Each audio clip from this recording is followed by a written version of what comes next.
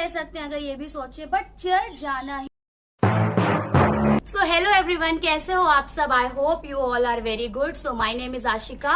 तो आज हम ये सीखेंगे कि चर्च जाना जरूरी क्यों है, या चर्च जाना इतना इम्पोर्टेंट क्यों है। अगर हम परमेश्वर से प्यार करते हैं तो हम घर पे भी तो रह के उसकी आराधना कर सकते हैं, वचन को पढ़ सकते हैं, प्रेयर कर सकते हैं, या लोगों के कांटेक्ट में रह सकते हैं अगर ये भी सोचे, बट चर्च जाना ही इतना जरूरी क्यों है। क्या आपने कभी किसी बच्चे को देखा है जो सिर्फ घर पे रह के पढ़ाई करता है?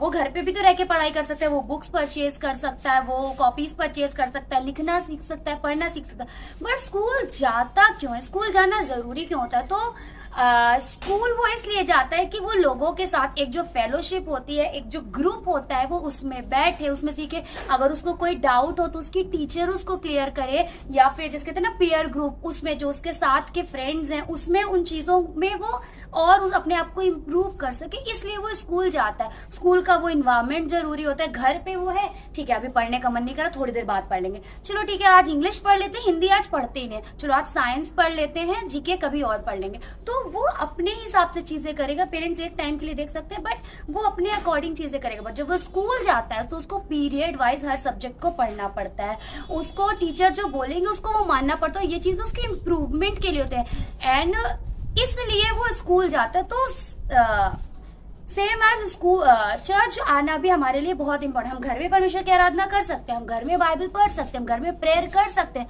लोगों के कांटेक्ट में रह सकते हैं, बट हम चर्च क्यों आते हैं? ताकि हम संगति में बैठ सकें, है कि और प्रेरितों से शिक्षा पाने, संगति रखने, रोटी तोड़ने और प्रार्थना करने में लौलीन रहो।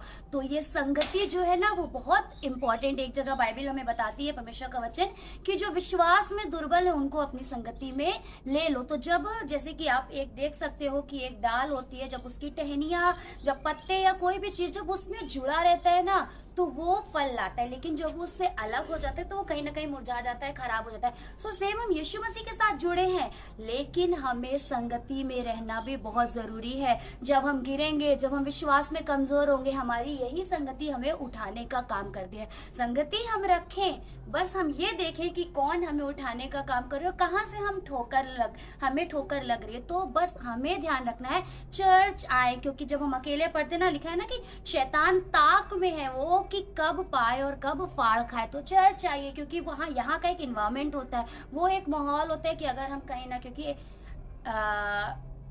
इंसान होने के नाते हमें बहुत सी प्रॉब्लम फेस करनी पड़ती है, तो हम कई बार विश्वास में गिरते हैं, कमज़ोर होते हैं। तो अगर हम चर्च आते हैं ना, यहाँ का एक इन्वायरमेंट ऐसा होता है कि लोग हमें थामे रहते हैं, यहाँ पे परमेश्वर की उपस्थिति और अच्छे से होती है। तो हमें ज़रूरत है कि हम चर्च आए, परमेश्वर में बढ़ें और कलीसिया में भी लगातार बने रहे। तो आई होप कि आपको समझ में आए। Thank you. चैनल को सब्सक्राइब कर दीजिएगा।